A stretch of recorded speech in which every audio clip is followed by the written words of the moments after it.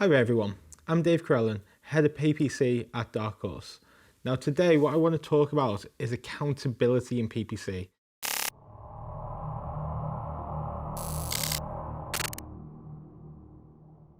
It's a very big thing, accountability, because ultimately whenever you take on any agency, you're trusting them with such a huge amount of money that you need to be able to hold those agencies accountable. Now the way you go about that is with targets. You need to be very, very clear from the start about what targets you want to set for the agency, what you want them to hit. And these need to align with your business goals. So that could be, for example, the leads, your revenue, and ideally it's as close to the bottom line as possible. So instead of traffic, you're better thinking of leads, and as well, instead of thinking of leads, you're better thinking of conversions and perhaps the bottom line revenue. And often as well, the two kind of targets that you often get, you've got a bit of a way up between the profitability type metrics and then the volume type metrics, and trying to strike the right balance is often key. So do you want to focus a lot on a high amount of revenue, or do you want to focus more on being as profitable as possible and getting high ROAS?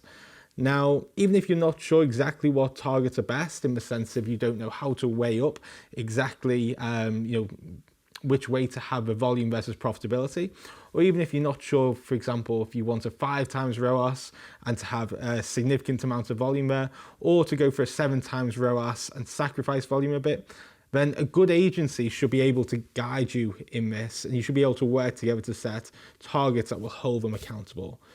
Now, in that specific example, often digging into profit margins is the best way to determine exactly where to set those ROAS targets.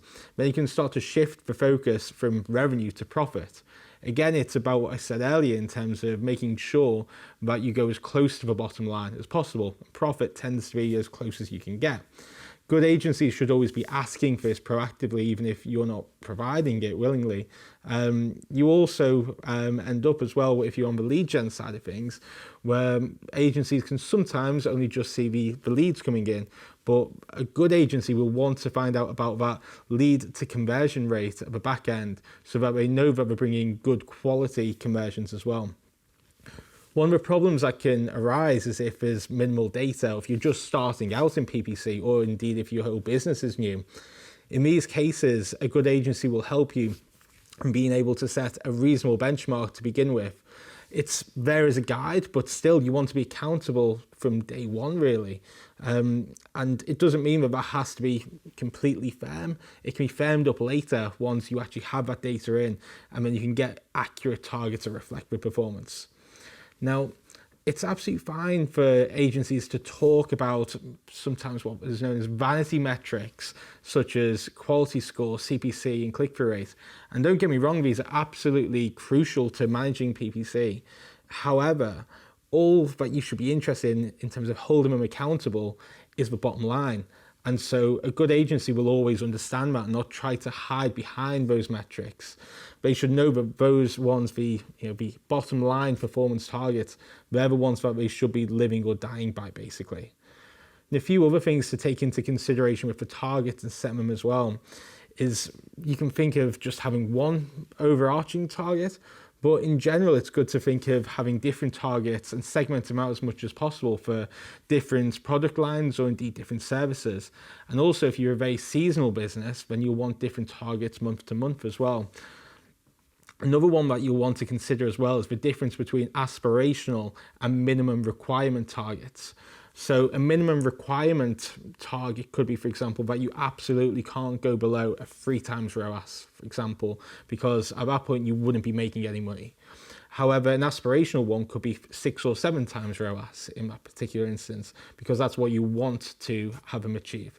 And it's very good to make sure that you're very clear in terms of what is an aspirational target and what is a minimum requirement target with the agency. And the final point to consider as well is that targets should evolve over time. Ideally, if you've got a very good agency, they'll be improving performance continuously, and they should be wanting to stretch themselves and get to a point where they're no longer happy with what the targets previously were, because they want to go further, and both parties should be pushing towards that. I hope that's been useful, and thank you very much for watching.